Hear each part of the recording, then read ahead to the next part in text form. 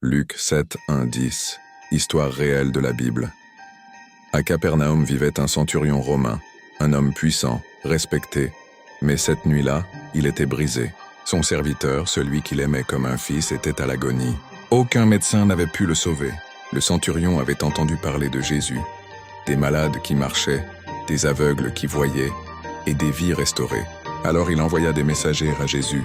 « Seigneur, viens sauver mon serviteur. » Jésus accepta et se mit en route.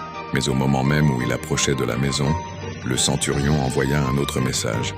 « Seigneur, je ne suis pas digne que tu entres sous mon toit. Dis seulement une parole et mon serviteur sera guéri. Car moi qui suis un homme sous autorité, je dis à un soldat, va et il va. À un autre, viens et il vient. Alors toi, Seigneur, dis juste un mot. » Jésus s'arrêta. Il leva les yeux vers la foule et dit une phrase rare. Même en Israël, je n'ai jamais trouvé une foi aussi grande. À ce moment précis, sans que Jésus touche, sans qu'il se déplace, sans cérémonie, le serviteur fut guéri.